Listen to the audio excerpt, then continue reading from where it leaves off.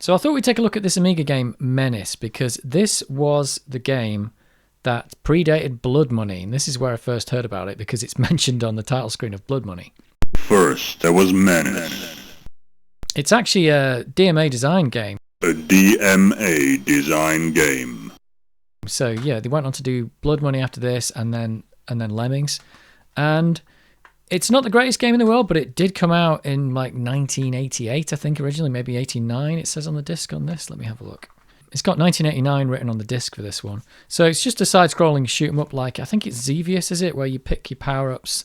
The reason why this game's interesting is because this game, I am going to say, is probably one of the very first, if not the first, open source game, like commercial open source game, because this game came out, 89, and by about 1990, I think, or whatever, when Blood Money had come out, they ran an article, or they ran several articles over a few editions of Amiga Format with Dave Jones, the programmer of this, and he basically explained how to program this game, and he went through all the source code, well, maybe not all the source code, but a lot of the source code, saying how they put this game together and how it worked.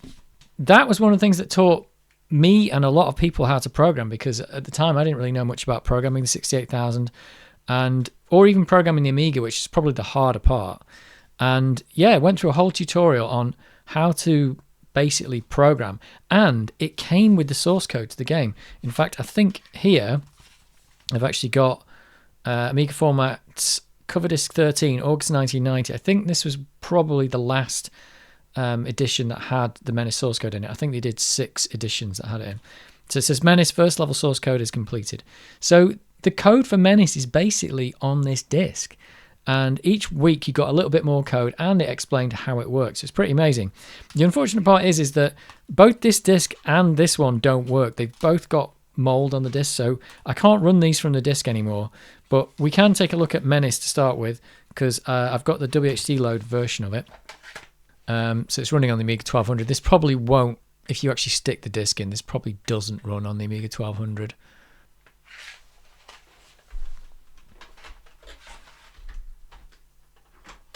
There you go. Dave Jones and Tony Smith is the graphics. And that's like the same intro that Blood Money does. It's got some speech and really good music on Blood Money, but it does that same like hold and modify picture at the start. And here it is. It's Menace. So, it says 1988 on the screen here, and then 1989 on the disc. So I think it's an 88 game. So it's, for 88, this isn't such a bad game. It's not the worst game in the world. It's definitely not the best. But here we go. It's got Dave Whittaker music. I think it mentions the music in the editions, just saying, well, at the end we just get a musician and they give me the code. And it works. I've got an Auto-Fire joystick, which is making this easier. Although I didn't get the power-ups there. I was having a quick go at this before just to make sure it worked, but haven't really played this game quite a long time.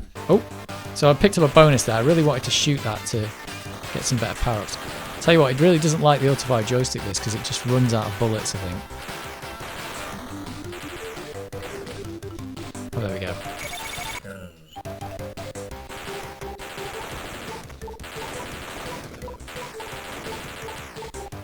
So yeah, I put to you that this is the first ever open sourced game, and maybe not all of the source was given, but quite a lot of it was.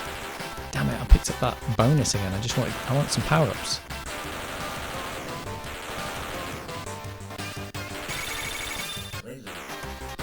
And this game actually appeared on an episode of the Computer Chronicles, which is quite funny.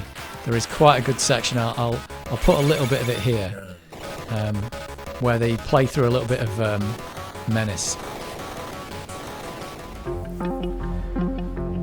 So this is a day from the future, and I thought I'd just commentate over this little clip I've put in of Computer Chronicles just because it's so cool.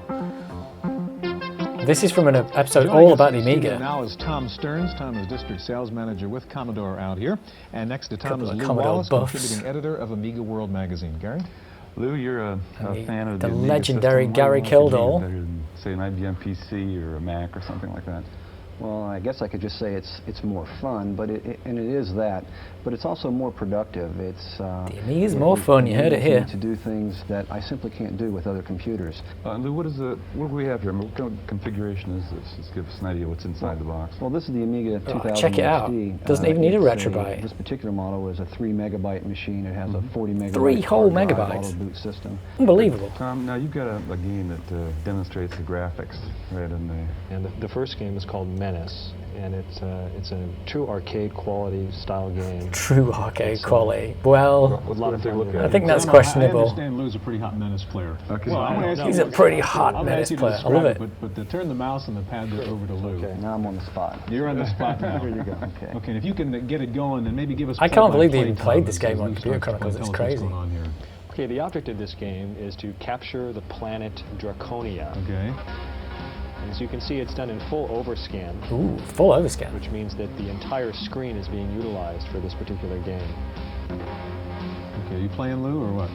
I'm waiting to attack. Here we go. Okay, so where are we? So you try to stay alive through the entire game.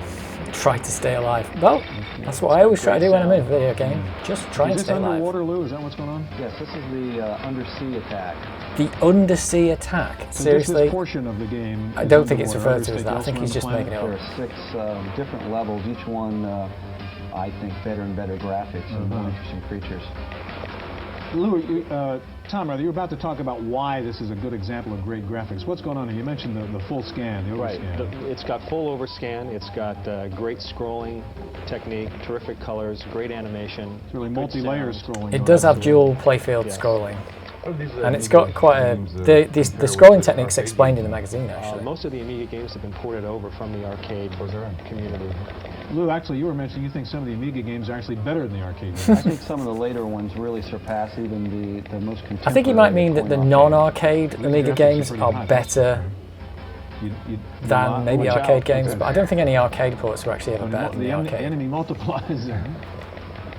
Lou, you're hot. Maybe some were very similar. You're I sitting don't know. with a rapid-fire joystick. I know you could play this game for a long time, Lou. How far have you gotten in this thing? I've actually made it to the last level, attacking the last master alien. So I've you're never super gotten. Menace. I've never gotten the last creature yet. So. Well done, Lou. Good Well thing your name done. isn't Dennis, I'll tell you that. Yeah. So, yeah, it's quite simplistic, but ultimately not incredibly bad. Oh, I've got too much speed up now. You are allowed to collide with the scenery on this. But yeah, it definitely goes through all the interesting ways that they did the rendering for this and stuff like that.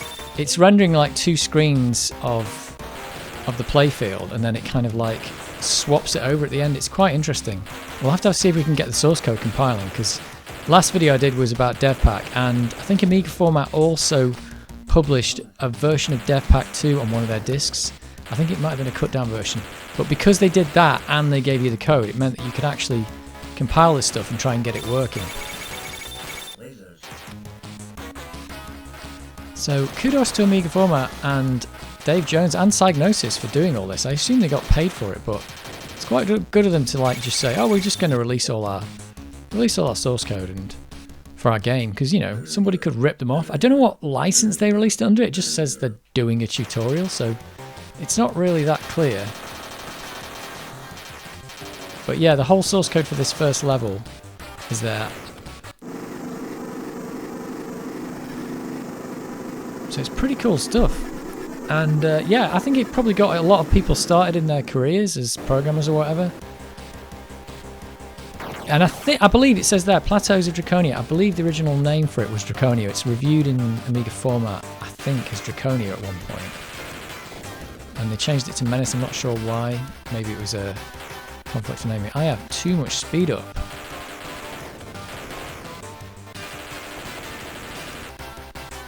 And I think the ship, if I remember right, I've not looked at the source code for quite a while, but I think the ship's a sprite. Oh, I am getting killed here.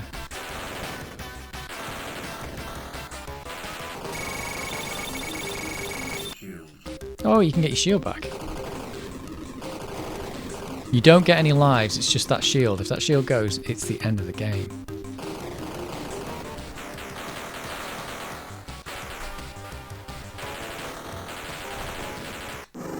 Got him.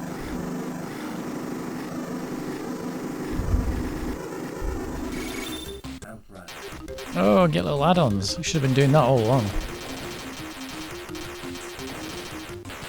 I'm shooting flying bones. That's weird. And bats now. So definitely slightly entertaining. Let's see if we can get this disc and see if it's possible to compile this code. I don't know. I haven't tried this since back in the day. Probably won't be able to get it to compile, but I'll give it a go. And that's the first article that turned up in Amiga Format. So they did one of these. They did one of these every month, and just about every month for between February and August.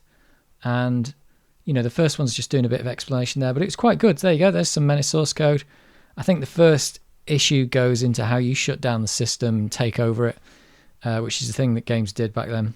We'll give it a go. We'll see what we get. So here's the disc. Cover disc 13. Oh my word, there's Cadaver as well. Where's the Menace source? Have I got the wrong disc? Yeah, this is definitely the one I've got. First level Menace source code is completed. So Menace is on here somewhere, but I don't see it. Oh, is it hidden behind this? It's hidden behind this giant icon. It was right there. There we go. Yeah, look at this.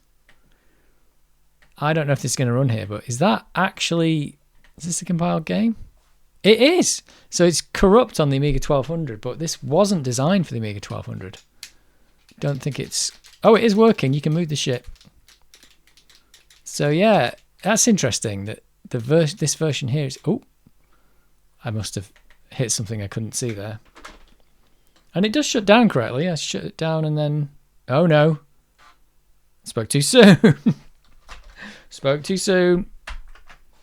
Right, well. I was going to say it shuts down correctly, but it doesn't. Again, this was totally designed well before the Amiga 1200, so it wouldn't, even the Amiga 600 wouldn't have been out or anything like that. It would have been Amiga 500 and 1000. That would have been it. Right, let's try this again. Let's boot up DevPack. Now, this is DevPack 3. This game probably wasn't compiled with DevPack 3, but we'll see. And I hard disk installed this in a previous video.